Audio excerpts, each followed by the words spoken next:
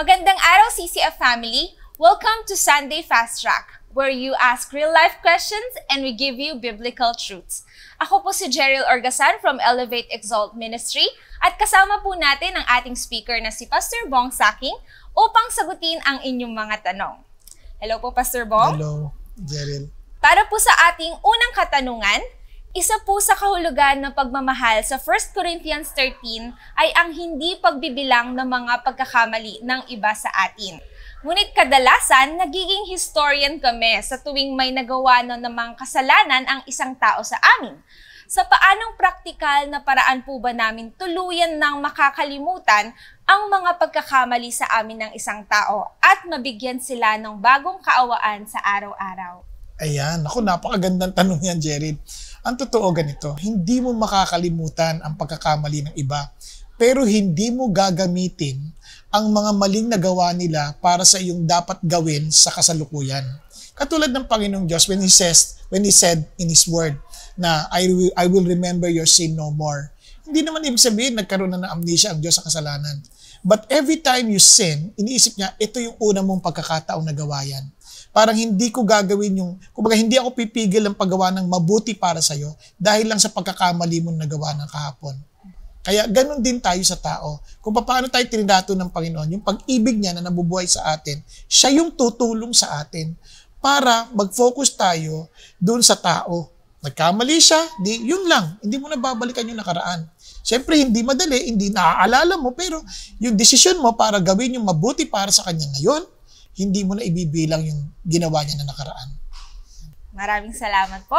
At para naman po sa ating pangalawang katanungan, napakagandang kahulugan po mula sa 1 Corinthians 13, ang love does not seek its own. Ngunit, sabi nga po nila, paano po namin mamahalin ang kapwa namin kung di namin uunahin ang aming sarili?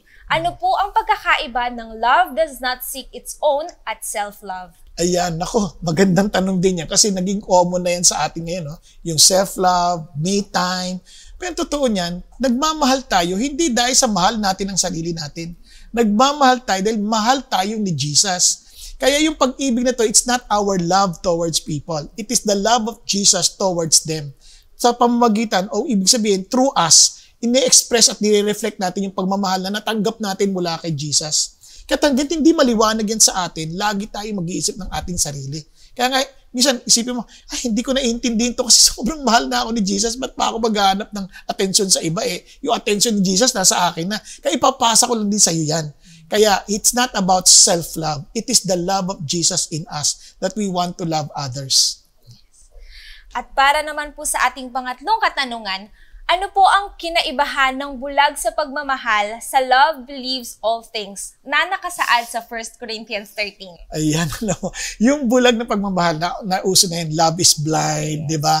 Pero ano yung love believes all things? Sa totoo lang, yung love is blind, parang sige, di bali na, kahit sino ka man, okay din naman yon. Kaya lang, mayroong bahagi itong love believes all things na nagsasabi, love does not rejoice in evil, but rejoices in the truth.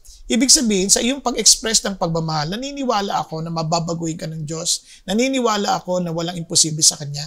Pero at the same time, hindi pwedeng hindi kita sabihan because open rebuke is better than hidden love. Basta ang motivation ko, love. Basta lahat ng gagawin ko, driven by love. Hindi ito parang sasabihan lang kita for the sake of saying this to you para mapamukha ko sa iyo mali ka. Kundi naniniwala ako, kaya sasabihin ko sa iyo. Kasi kung hindi ako naniniwala, hindi na lang kita sasabihan.